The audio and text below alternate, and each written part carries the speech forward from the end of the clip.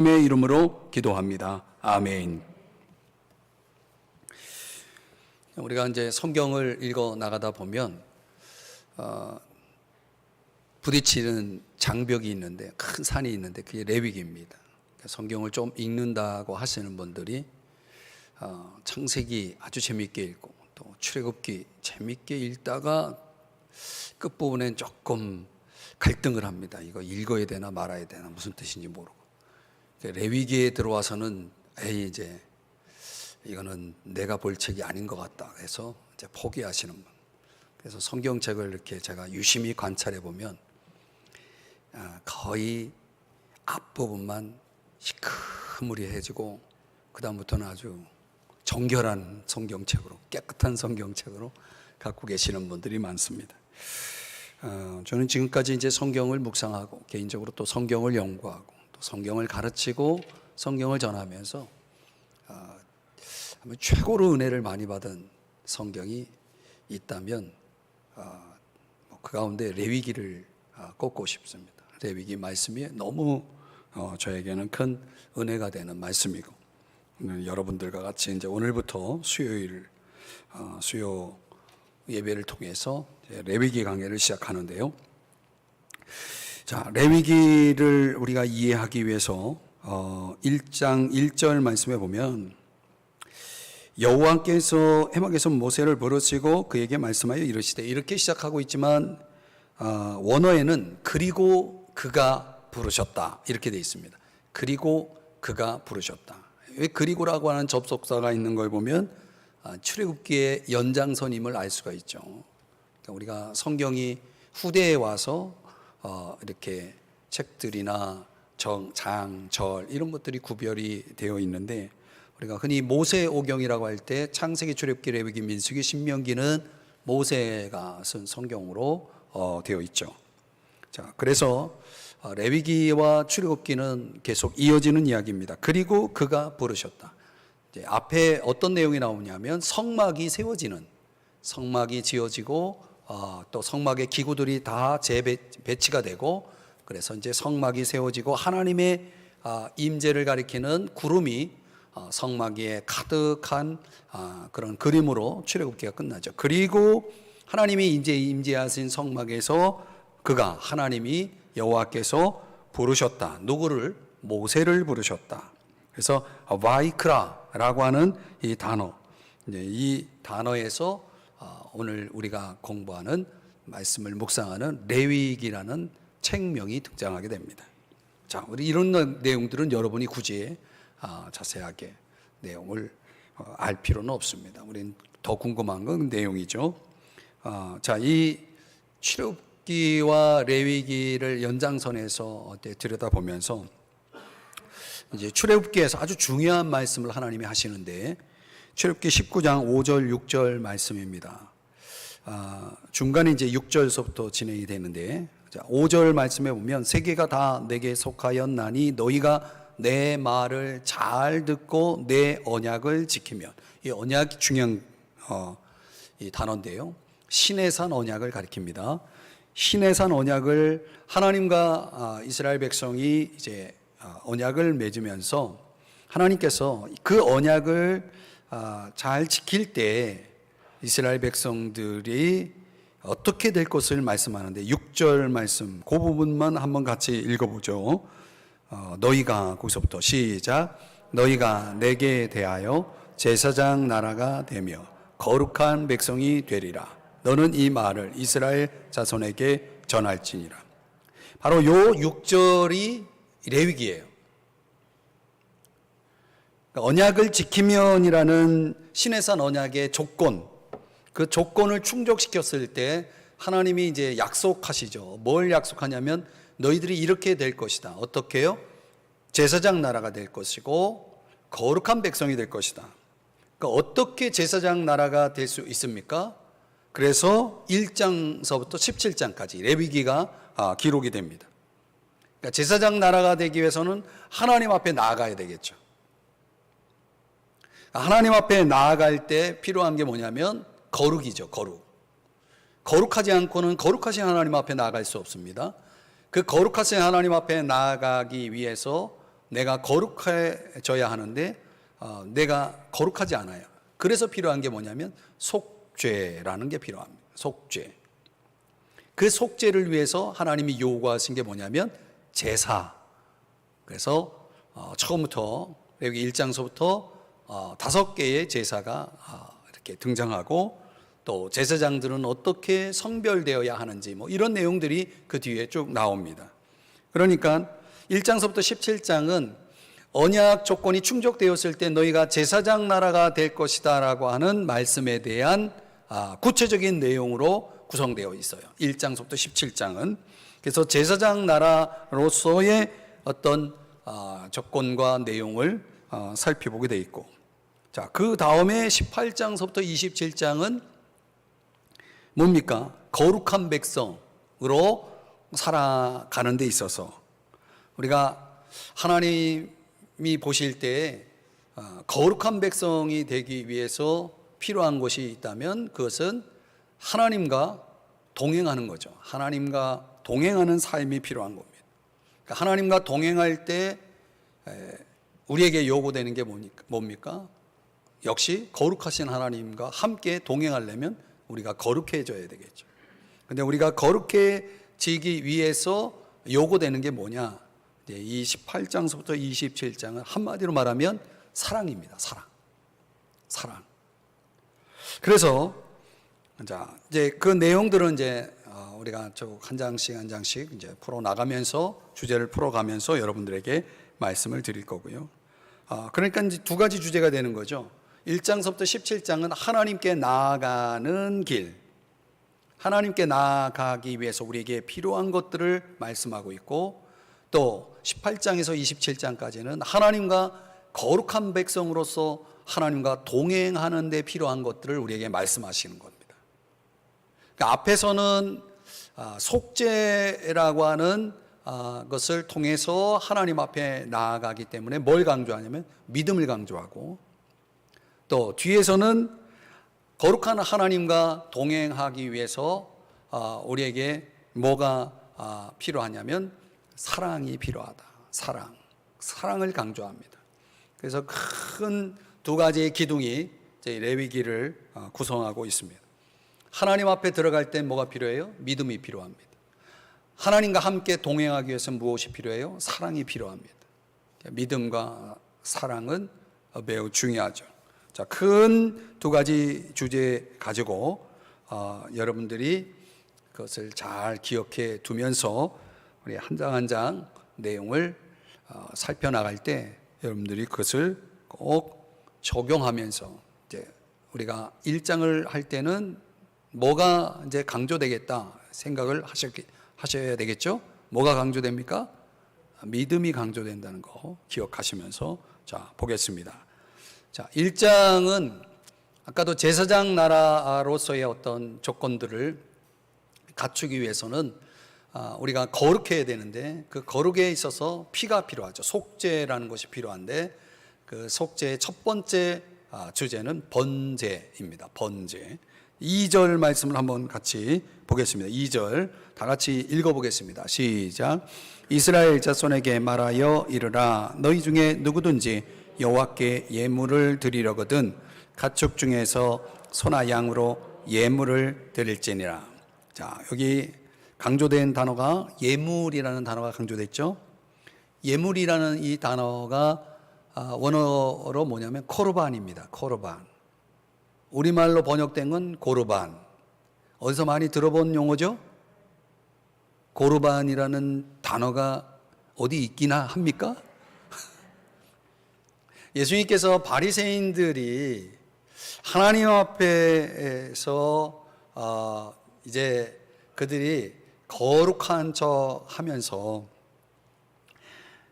아버지나 어머니, 부모에게 해야 할 책임, 부모를 공경하라는 이 십계명도 있지만은 그 책임을 회피하는 차원에서 그들이 뭘 주장했냐면 고르반, 우리가 하나님 앞에 드렸다, 부모에게 가야 될 것을 하나님께 드렸다라고 하는 차원으로 변질시켜서 그들이 이제 그런 주장을 한 것에 대해서 예수님께서 바리새인들의 행위를 정죄하기 위해서 이 말씀을 이제 마가복음 7장 11절 말씀을 하시면서 그때 이 단어가 등장하죠. 거르반, 예물이라는 뜻. 오늘 1장 2절에서는 예물이라고 되어 있습니다. 하나님께 드렸다. 그냥 우리가 혼돈해서는 안 될 것 중에 하나가 바로 이런 것들이죠. 하나님은 우리의 행위가 어느 한쪽으로 치우치는 것을 원치 않습니다. 균형이죠, 균형. 하나님만 바라보고 하나님만 위해서 살아간다라고 하는 사람들 가운데는 종종 하나님이 원하시는 삶에 대한 부분들을 무책임하게 다루는 경우가 있습니다. 그런 차원에서 하나님께 드렸다라고 하는 것과 부모를 공경하는 것은 별개가 아니에요. 그것이 같이 균형을 이루어져야 되겠지만은 이제 당시 바리새인들은 그렇게 하지 못했다는 부분이죠. 자, 제가 오늘 이 코르반이라는 예물이라는 단어를 설명하려고 잠깐 그 부분을 언급을 했는데요. 다시 2절 보시면은 레위기 1장 2절 보여주세요. 이스라엘 자손에게 말하여 이르라 너희 중에 누구든지라고 그랬죠. 번제는 누가 드리는 거냐면 누구든지예요. 그러니까 이스라엘 백성 모두에게 이 번제라는 것은 해당이 된다는 걸 알 수가 있습니다. 자, 이 번제를 우리가 살펴보기 전에 먼저 문자적인 의미를 좀 생각해 보려고 하고, 그 다음에 기독론적인, 우리 이제 신약 시대에 저와 여러분에게 번제라는 것이 좀 거리감이 느껴지죠. 이거를 왜 성경은 번제라는 이 단어를 아주 중요시하는가? 여기에 기독론적인 그런 의미가 있기 때문이고, 또 우리는 교회 시대를 살고 있기 때문에 이 교회 차원에서, 교회적인 차원에서는 번제가 어떤 의미가 있는지 그렇게 세 가지 측면으로 이 말씀을 한번 풀어보겠습니다. 첫 번째, 문자적인 의미 차원에서 보면은 번자는 구울 번자입니다. 여러분 이제 자막에 보는 그 한자인데요. 구울 번자, 이제 굽는다, 사른다, 이제 불을 사용하는 거죠. 그래서 burnt offering 이렇게 되어 있습니다. 히브리어로는 올라, 여러분 무엇을 태우면 연기가 올라가죠. 그렇게 외우시라고요. 무엇을 태워서 드리는 제사입니다. 깨끗하게 정리된 고기를 제단 위에 올려놓고 태우는 제사, burnt offering이라고 되어 있는 겁니다. 근데 제물을 태울 때 우리가 연기가 올라간다라는 개념보다는 번제에서 뭘 강조하냐면 향기로움, 그런 향기가 올라간다 했을 때 하나님께서 그 향기로움을 통해서 그 제사를 받으시는 것이다 해가지고 향기로운 제사라는 차원에서 그걸 강조한다라고 봅니다. 그래서 문자적으로는 태워서 드리는 제사고, 태우면서 그 향기로운 그 향기가 올라가 하나님 앞에 그 제사가 받아들여진다라는 차원에서 올라라고 하는 단어를 사용한다는 거. 그래서 9절 끝부분에 보면은 여호와께 향기로운 냄새니라. 그러니까 하나님이 이 번제를 무지 기뻐하신다는 거죠. 하나님 앞에서는 번제는 향기로운 냄새인 거예요. 그분이 향기롭게 맡는 이 냄새는 하나님이 아주 기쁘게 받으시는 제사라는 것을 의미합니다. 자, 그러면 문자적으로는 이 정도로 하고, 번제의 기독론적 관점, 그러니까 이 번제라는 것이 신약이 저와 여러분에게는 어떤 중요성을 가지고 있냐면 예수 그리스도의 그림자라는 거죠. 예수 그리스도의 모습을 보여준다. 자, 예수 그리스도께서 어떻게 번제가 되셨는지 우리 3절 말씀을 한번 보시면요, 여기 이런 표현이 나옵니다. 그 예물이 소의 번제이면 흠 없는 수컷으로 회막문에서 여호와 앞에 기쁘게 받으시도록 드릴지니라. 여기 흠 없는 수컷이라고 되어 있죠. 예, 여러분 오해하지 말아야 될 것은 이런 표현들이 구약 성경에서 등장할 때 저희들에게는 이제 별다른 어떤 느낌이 없지만은 이 흠 없는 수컷이라는 것은 무엇을 의미하냐면 가장 좋은 동물을 지칭할 때 쓰는 거예요. 여러분, 번제는 어떤 제물이어야 하냐면 가장 좋은 것이어야 된다는 거예요. 그래서 하나님께 드리는 이 번제에 사용되는 제물은 반드시 값이 나가야 되는 거예요. 사무엘하 24장에 보면 다윗이 인구 조사를 해가지고 하나님 앞에 이제 혼이 나지 않습니까? 그리고 나서 이 아리우나 타작 마당에서 뭘 드리냐면 그때 번제를 드립니다. 근데 그 타작 마당의 주인이 이거 그냥 쓰시라고, 태울 장작도 다 무료로, 재물도 제가 다 무료로 드릴 테니까 다윗 왕이요, 당신이 마음껏 쓰십시오 하고서 그냥 모든 걸 공짜로 다 제공해 줬는데 다윗이 그걸 거부합니다. 무슨 소리냐? 그렇지 아니하다. 내가 값을 주고 네게서 살 것이다. 왜냐하면 값 없이는 내 하나님 여호와께 번제를 드릴 수 없다. 이런 얘기를 합니다. 값 없이 드릴 수 없는 제사가 바로 번제입니다. 그래서 은 50세겔을 내고 그 타작마당, 그 모든 번제에 필요한 것들을 이제 직접 사게 되죠. 그러니까 하나님께 드리는 제물은 반드시 값이 나가는 것이어야 되고 가장 좋은 것이 되어야 된다. 그래서 예수님이 번제가 되었다라고 할 때 예수님이 가장 값진 존재로, 가장 귀하고 가장 가치 있는 존재로 예수님께서 자신을 번제로 드렸다는 증거가 뭐냐? 바로 그것이 예수님의 공생애를 가리키는 거거든요. 예수님의 공생애가 언제 시작됐는지 기억나시나요? 누가복음에 보면 이렇게 말씀하죠. 30세. 30이라는 그 나이가 뭘 의미한다고 생각하십니까? 그냥 30이 아니죠. 레위기에서는 제사장들이 제사를 드리는 일들을 감당하기 위해서 그들이 이제 부름을 받을 때 성막에서 일할 수 있는 사람의 나이, 그 시작 출발이 30입니다. 예수님의 공생애가 우연이 결코 아니죠. 왜 30세에 예수님은 그의 사역을 시작했을까요? 바로 이 흠 없는 수컷이라고 하는 이 말씀에 대한 성취로서 예수님이 가장 절정의 어떤 나이에 하나님께서, 우리 주님께서 자신을 드리셨다, 번제로 드리셨다라고 하는 것을 보여주는 것입니다.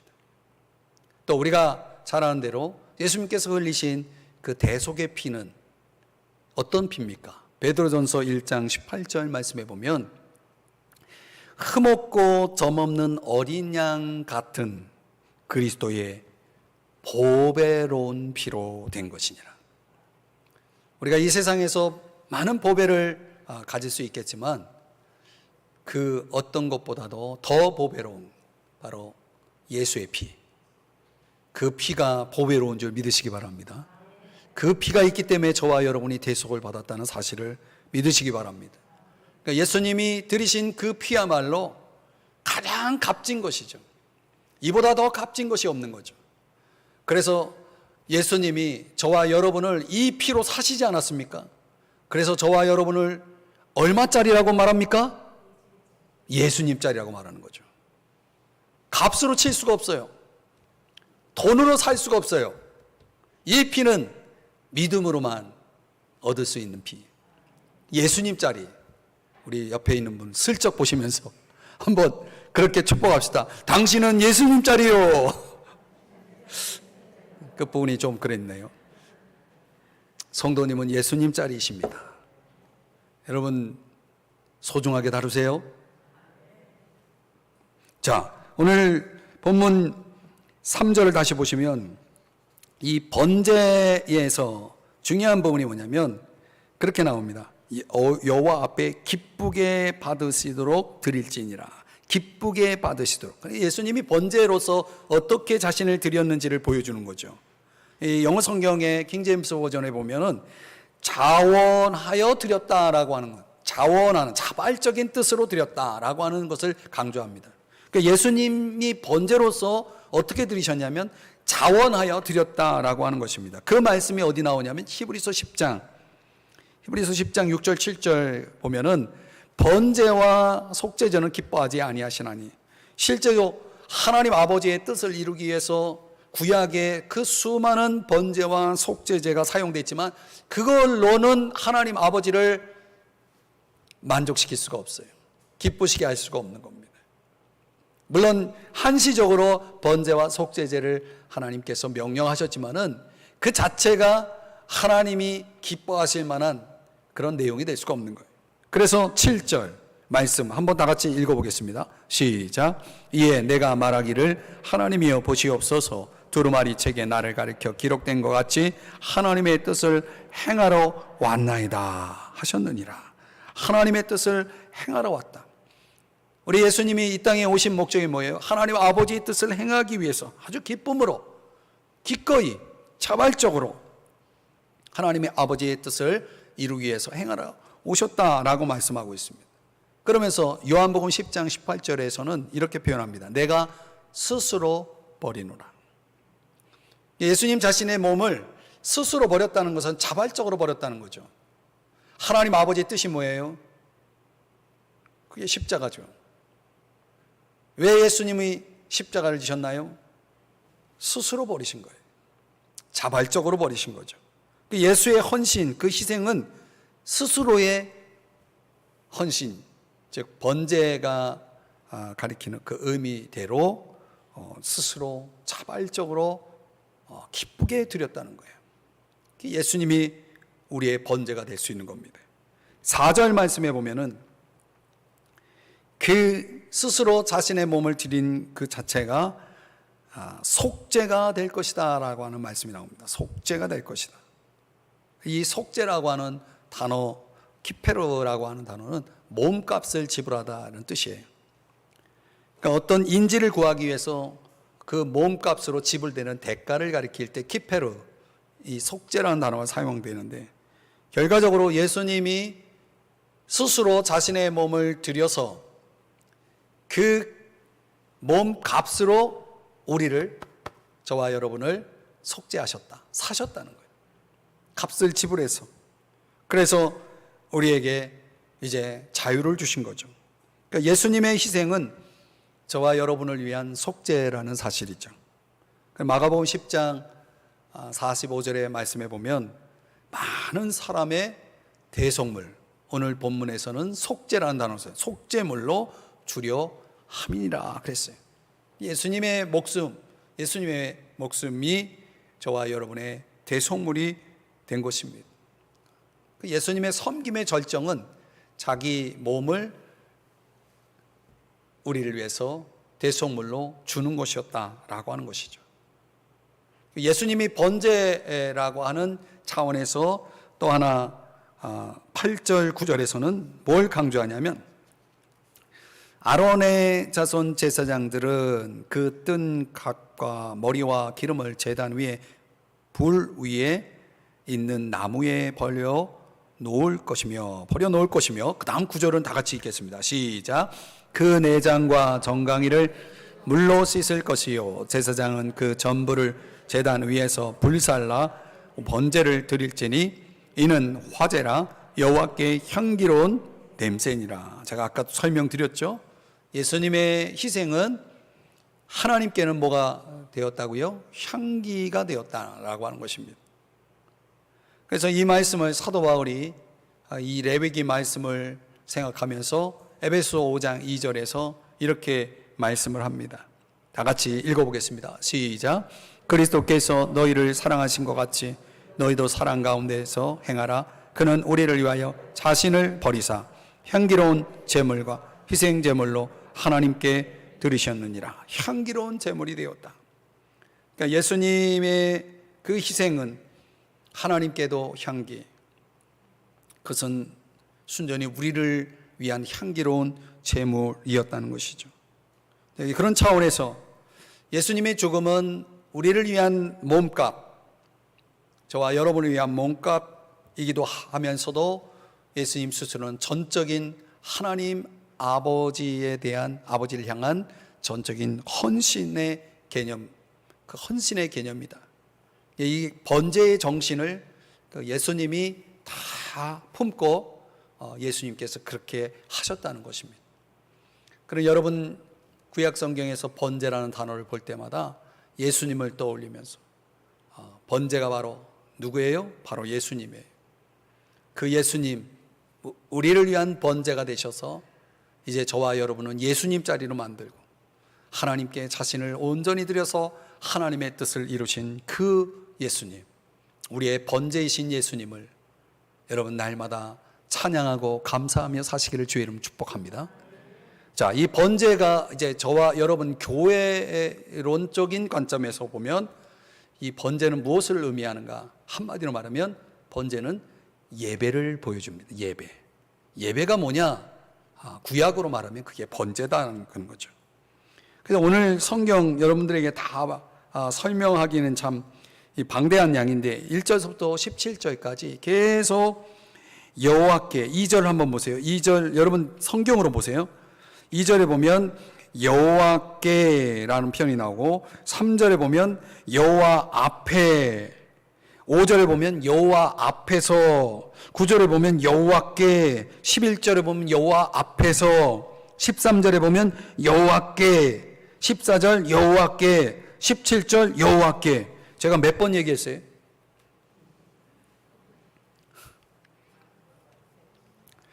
8번 얘기했어요. 8번.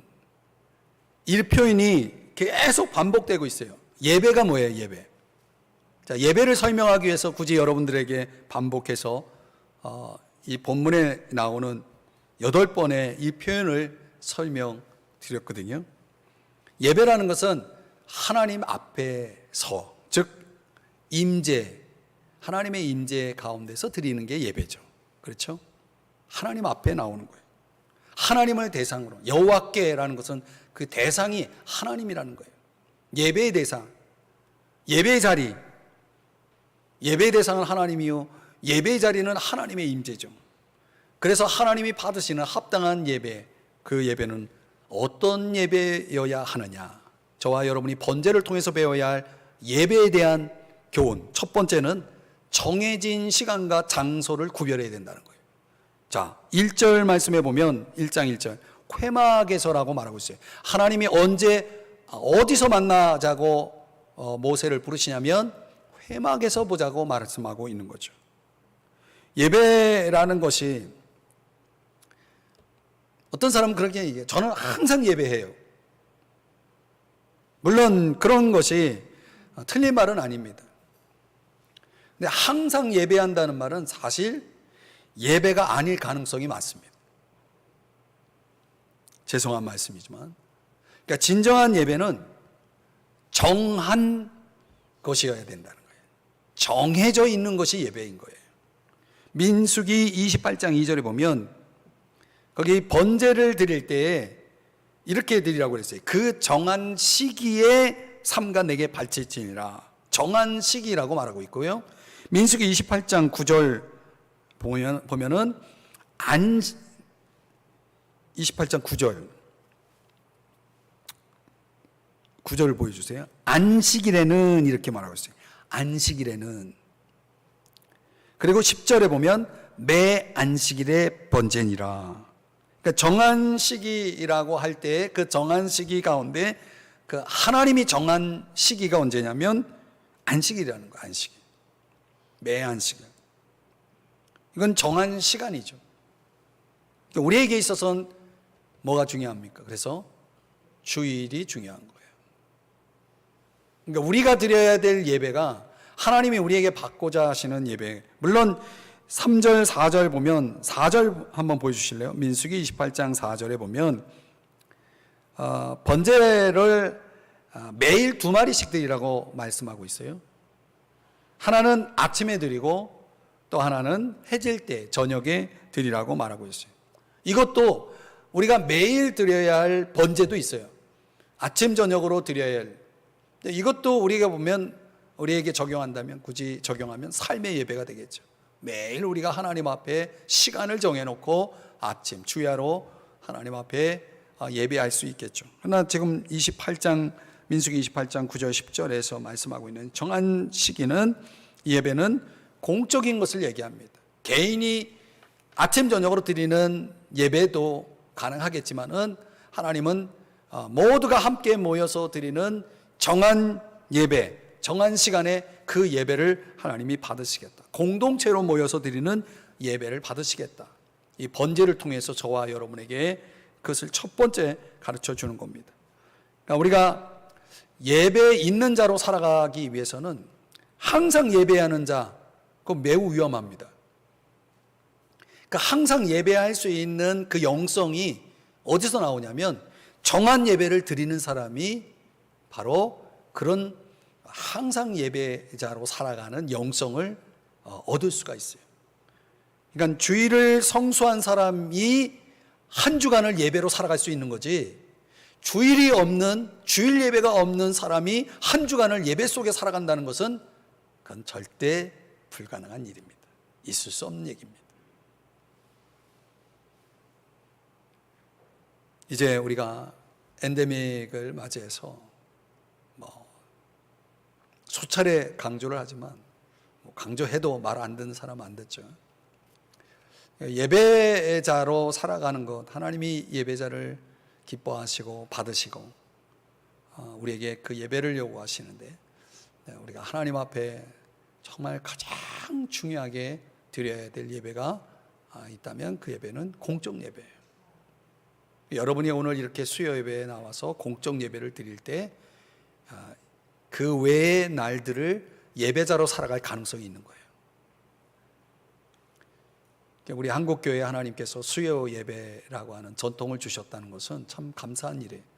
왜냐하면 제가 가지고 있는 책에 주일서부터 토요일까지 한 주간을 놓고 봤을 때 주일과 주일 사이가 무려 6일이나 있어요. 근데 이 6일이라고 하는 이 거리가 도저히 주일과 주일로서의 어떤 건널 수 있는 그 거리로서 너무 넓어요. 그래서 하나님이 중간에 징검다리를 하나 주신 거예요. 징검다리 아시죠? 그래서 한번 밟고 그 다음 주일로 넘어가라고. 그런 차원에서 저는 수요 예배가 매우 중요하다고 생각이 됩니다.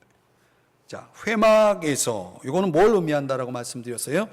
정해진 시간과 장소를 구별하라라고 하는 것이고, 두 번째는 뭐냐면 제물을 결정해야 됩니다. 제물을 뭘로 드릴지를 결정해야 되는데 3절서부터 9절은 소의 번제를 얘기하고 10절에서 13절은 양, 염소의 번제를, 그 당시로는 이스라엘 백성들이 가장 흔하게 사용할 수 있는 제물로서는 바로 양과 염소가 사용되었다는 거죠. 그리고 14절에서 17절에 보니까 새의 번제가 또 나와요. 이 새는 이렇게 돌아다니는 공중에 나는 그런 새를 얘기하는 게 아니라 집에서 기르는 새를 얘기하는 거예요. 집새예요. 이 집에서 기르는 이 새를 번제로 또 드릴 수 있다라는 거죠. 그러면 왜 하나님은 이 번제의 제물을 이렇게 다양하게 사용하도록 말씀을 하셨을까? 학자들은 경제적인 이유가 첫 번째다 이렇게 말하고 있습니다. 그러니까 실제로 예수님이 탄생하시고 요셉과 마리아가 성전에 올라갈 때 그때 들고 간 제물이 뭐예요? 새예요, 새. 이게 무엇을 의미하냐면 그만큼 가난하셨다는 거죠. 형편에 따라서 어떤 사람은 새를 드릴 수 있는 거고, 그 다음 좀 낫다 그러면 양이나 염소를 드릴 수 있는 거고, 좀 넉넉하다 그러면 소를 드릴 수 있는 거예요. 또 어떤 면에서 보면 이 학자들은 그런 경제적인 이유뿐만 아니라 상징적인 이유도 있을 거다. 소라고 하는 것은 힘을 상징하고, 양은 순종, 비둘기는 평화, 염소는 희생, 이런 이미지가 있다는 거예요. 그런 이미지에 따라서 예수 그리스도의 그 인격의 다양성을 보여준다라고 하는 차원에서 그런 다양한 번제를 설명했을 것이다, 이렇게 이야기도 합니다. 근데 저는 마지막 세 번째에다가 거기다가 저는 손을 듭니다. 표를 던집니다. 예배적 이유입니다. 예배적 이유. 그러니까 하나님은 우리가 가진 것을 원하십니다. 우리가 가진 것 중에 받기를 원하신다는 거죠. 내가 소가 있으면 소를 드리는 거고 새가 있으면 새를 드리는 거죠. 우리가 지금 이 번제를 교회론적인 관점에서 보면 예배와 연결시키면, 예배를 드릴 때 우리가 하나님 앞에 드릴 수 있다는 게 뭡니까? 내가 있으니까 드리는 거죠. 없는 것을 하나님 받지는 않으십니다. 그렇기 때문에 흠이 없고 온전한 것이기만 한다면, 그 조건만 충족한다면 내가 가진 것으로 하나님 앞에 드릴 수 있는 거예요. 그랬을 때 그 한 과부의 두렙돈을 우리 주님이 칭찬하신 것처럼 말이죠, 내가 드릴 수 있는 것, 하나님 앞에 드릴 수 있는 삶을 살아간다는 것, 내게 있는 것으로. 그래서 우리가 찬송 가사에도 그런 게 있잖아요. 내게 있는 모든 것을 주께 드립니다. 그런 거잖아요. 하나님 앞에 우리가 드릴 수 있는 삶을 살아간다는 것도 하나님이 주셨기 때문에 가능한 거 아니겠습니까? 그렇죠? 하나님이 여러분에게 뭘 주셨나요? 주신 게 없어요? 만 가지 은혜를 받았어요. 주님이 주신 것 우리 각자가 잘 알죠. 이왕이면 여러분, 하나님 앞에 여러분이 많은 것을 드릴 수 있다는 것은 하나님이 여러분에게 많은 걸 주셨다는 의미가 되겠죠. 그렇죠? 그래서 우리가 헌금의 정신도 결국은 주신 것으로 드리는 것이기 때문에, 사실은 헌금을 많이 한다는 것은 뭐예요? 하나님이 많이 축복해 주셨다는 개념이죠. 우리 교회 성도님들이 이 코로나 시기에 경제 어려운 그 시기를 보내고 있지만, 하나님께서 또 보니까 그런 것 같아요. 어떤 사업장에 가면 뭐 사람이 그렇게 많아요. 되는 데는 또 되더라고요. 그죠? 이왕이면 하나님 우리 삼성중앙교회 성도님들의 사업장마다 차고 넘치도록 좀 아멘 좀 하세요. 이럴 때 진짜 차고 넘치도록 가르쳐줘도 안 해요. 차고 넘치도록. 그렇게 싫어요? 받는 게? 차고 넘치도록. 훈련을, 아멘 훈련을 안 시켜서 그런 것 같아요. 차고 넘치도록. 오늘 집에 안 가실 거예요. 차고 넘치도록. 예. 이왕이면 하나님이 그렇게 부어주시면 좋죠. 그래서 하나님께 드릴 게 많으면 그만큼 하나님의 사업에, 부학에 또 교회가 쓰임을 받을 수 있는 거죠. 감사하게도 우리 삼성중앙교회 코로나 시기에 참 재정적으로 어려운 교회들이 참 많은데, 하나님이 그 가운데서도 많이 또 채워주시고 부어주셔서 나름 이제 우리 성도님들에게 다 보고는 못 드리지만 좀 선한 일들을 많이 이렇게 할 수 있는 교회가 되었다는 게, 그런 교회로 하나님 앞에 또 사용된다는 게 너무 감사하더라고요. 여러분, 하나님이 주시는 것으로 또 하나님 앞에 기쁨으로 드릴 수 있는 여러분 되시길 주님 축복합니다. 자, 오늘 본문 속에서 예배적 이유 차원에서 우리가 제물을 정할 때 새 번제면 어떻습니까? 가난한 사람이 드릴 수 있도록 배려하기 위해서 이런 아주 작은 제물조차 이것을 번제로 사용할 수 있다라고 하나님께서 세심하게 말씀하고 있다는 것은 얼마나 감사합니까? 내가 드릴 것이 없는 게 아니라 하나님이 내게 주신 것을 전제로 할 때는 어느 누구도 하나님께 받지 않고 살아가는 자들은 없다라고 봅니다. 그런 차원에서 우리 모두는 다 드릴 게 있는 거예요. 드리는 자의 자세와 마음이 중요한 거죠. 자, 4절 말씀에 한번 보면요, 4절 다 같이 읽어보겠습니다. 시작. 그는 번제물의 머리에 안수할지니 그를 위하여 기쁘게 받으심이 되어 그를 위하여 속죄가 될 것이다. 자, 여기 보니까 안수할지니 그랬어요. 사마크라고 하는 것은 힘을 주어서 누르는 행위인데요. 이 안수의 행위는 두 가지 의미가 있습니다. 하나는 동일시의 의미가 있고요. 또 하나는 전가의 의미가 있습니다. 그러니까 동일시의 의미로 안수할 때는 한 손으로 해요. 그래서 예를 들어서 재물에게 안수를 한다라고 하는 것은 재물과 내가 동일시 되는 거예요. 그러니까 내가 지은 죄가 내가 동물에게 한 손으로 안수하되면 내 죄가 어떻게 되는 거예요? 얘 동물의 죄와 내 죄가 동일시 되는 거예요. 여기에다가 손을 하나 더 얹어서 두 손을 얹으면 전가가 되는 겁니다. 그러니까 내 죄가 나는 쏙 빠지고 내 죄가 쏙 빠져서 나에게서 빠져서 누구에게로 들어가요? 동물에게 들어가는 거예요. 그 동물이 대신 나 대신 죽는 거죠. 그래서 안수라는 것은 동일시의 개념과 전가의 그 개념 속에서 이렇게 안수가 이루어지는데 결국은 나 대신 누가 죽는 거예요? 동물이 죽는 거죠. 그러니 우리가 재물과 함께 드린다는 것은 재물만 드리는 것이 아니라 나도 같이 드려지는 거예요. 동일시가 되는 거예요. 이 재물이 하나님 앞에 드려진다라고 했을 때 재물만 드려진다 그러면 나는 뭐예요? 나는 내 뜻대로? 내 마음대로? 그게 아니죠. 그래서 고린도후서 8장 5절에 이 개념을 아주 잘 설명해 주는 성경 구절입니다. 다 같이 한번 읽어보겠습니다. 시작. 우리가 바라던 것뿐 아니라 그들이 먼저 자신을 주께 드리고 또 하나님의 뜻을 따라 우리에게 주었도다. 아멘. 그러니까 우리가 하나님 앞에 어떤 제물을 드린다. 예배를 통해서 하나님 앞에 우리가 제물을 드릴 때 제물만 드리는 게 아니라 먼저 나 자신을 드리는 것. 그게 예배의 예물의 그 정신이고 개념입니다. 자, 그리고 9절에 가보면 제단 위에 그 제물은 불살라 드린다. 이거는 완전한 헌신을 강조하는 의미입니다.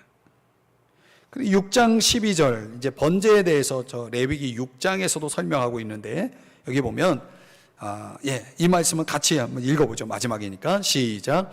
제단 위에 불은 항상 피어 꺼지지 않게 할지니 제사장은 아침마다 나무를 그 위에서 태우고 번제물을 그 위에 버려놓고 화목제의 기름을 그 위에서 불사를 지며 13절 불은 끊임이 없이 제단 위에 피어 꺼지지 않게 할지니라. 불은 제사장의 직무 가운데 아주 중요한 직무, 바로 불이 꺼지지 않게 하는 것이다. 그러니까 하나님을 향한 우리의 불길이 예배 속에서 꺼지지 않아야 된다. 여러분, 불이 꺼지면 그 타던 것들이 다 뭐가 됩니까? 잿더미가 되는 거죠. 잿더미. 불이 꺼진, 예배의 불이 꺼진 사람들 지금 잿더미가 돼가지고 있다는 사실 아십니까? 내 인생이 하나님께 아름답게 태워지는 향기가 되기 위해서, 하나님께 올려지는 아름다운 인생이 되기 위해서 계속 불은 꺼지지 말아야 되는 거예요. 내 인생이 하나님 앞에 계속 올려지고 나의 섬김이, 나의 헌신이, 나의 희생이 주님이 받으실 만한 주님이 기쁘게 받으실 만한 그런 인생으로, 그런 예배자로 살아가기 위해서는 불은 꺼지면 안 되는 겁니다. 예배의 불이 꺼지면 안 되는 거예요. 헌신의 불이 꺼지면 안 되는 거예요. 섬김의 불이 꺼지면 안 되는 거예요. 불은 끊임없이 피워 있어야 되는 것입니다. 그래서 여러분, 물론 이제 수요일 이 자리에 많이 나오지 못했지만은 저는 그런 예배의 어떤 영성들이, 예배의 불이 나에게서 나만 타오르는 게 아니라 이 불이 자꾸 확산이 돼요. 전염이 돼야 돼요. 좀 혼자 나오지 마시고 좀 전화 좀 하시고, 예? 그게 오니까 좋잖아요. 번제도 배우고, 그렇죠? 그래서 우리가 자꾸 그런 확산, 좀 예배의 불을 확산시키는 그런 도구로도 좀 쓰임 받았으면 좋겠어요. 그냥 나 혼자 타는 것보다는 같이 타야 오래 가요. 안 그런가요? 네. 다음 주에 2배로 이 자리에 앉아서 예배할 줄 믿습니다. 기도하겠습니다. 사랑하시는 주님,